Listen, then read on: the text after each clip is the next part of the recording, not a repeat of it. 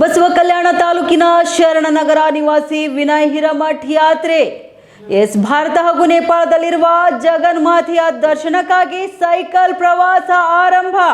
Cycle ಯಾತ್ರೆಗೆ ಗ್ರಾಮಸ್ಥರು, ಶಾಸಕ ಶರಣು ಸಲಗಾರ್ ಶುಭ ಹಾರೈಕೆ.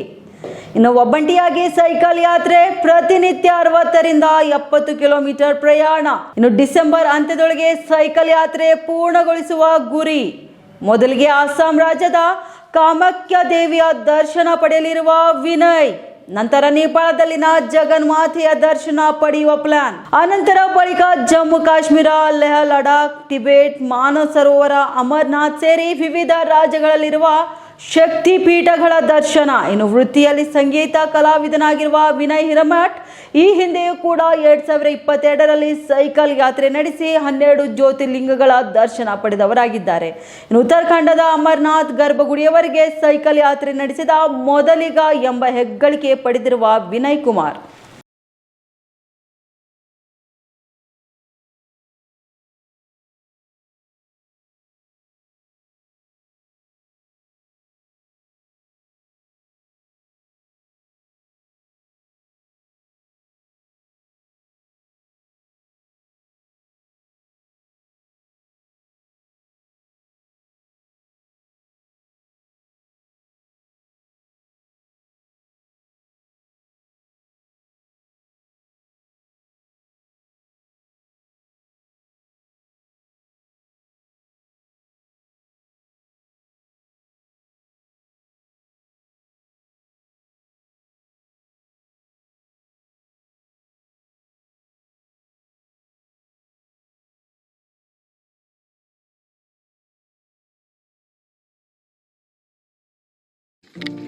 ಎಲ್ರಿಗೂ ನಮಸ್ಕಾರ. Once again after so many days ನಿಮ್ಮೆಲ್ಲರ ಮುಂದೆ ನಾನು ವಿಡಿಯೋದಲ್ಲಿ ಕಾಣಿಸ್ಕೊಳ್ತಾ ಇದ್ದೇನೆ. ವಿಷಯ ಏನಪ್ಪಾ ಅಂದ್ರೆ 2022 ನಿಮ್ಮೆಲ್ಲರಿಗೂ ಗೊತ್ತಿರೋ ಹಾಗೆ ಎಲ್ಲ 12 ಜ್ಯೋತಿರ್ಲಿಂಗಗಳನ್ನ, 4 ಧಾಮ್ಗಳನ್ನ, ಪಂಚಕೇದಾರಗಳನ್ನ ನಮ್ಮ ಕರ್ನಾಟಕದಿಂದ, ಅದು ಸ್ಪೆಷಲಿ ಬೀದರ್ ಜಿಲ್ಲೆಯಿಂದ ನಾನು ಸೈಕಲ್ ಯಾತ್ರಾ ಹೋಗಿದ್ದೆ.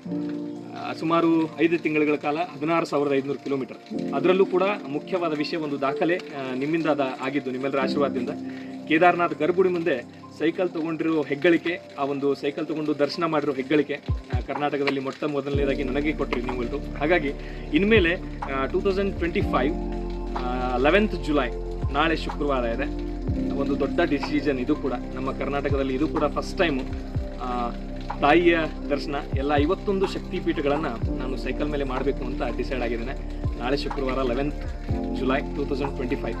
ಹಾಗಾಗಿ ಈ ಜರ್ನಿಗೆ ನಿಮ್ಮೆಲ್ಲರ ಸಹಕಾರ ಇರಲಿ ಅಂತ ಕೇಳ್ಕೊಳ್ತೇನೆ. ಯಾಕಂದರೆ ಇದರಲ್ಲಿ ಇನ್ನೊಂದು ಸ್ಪೆಷಾಲಿಟಿ ಏನಪ್ಪ ಅಂದರೆ, ನಮ್ಮ ಬೀದರ್ ಜಿಲ್ಲೆ, ನನ್ನ ಬಸವ ಕಲ್ಯಾಣ ನಗರ, ನನ್ನ ಕಲ್ಯಾಣ ನಾಡಿನಿಂದ, ಅದು ಸ್ಪೆಷಲಿ ನನ್ನ ಊರಿನಿಂದ, ಶರಣನಗರದಿಂದ ನಾನು ಈ ಒಂದು ಜರ್ನಿ ಪ್ರಾರಂಭ ಮಾಡ್ತಾ ಇದ್ದೇನೆ.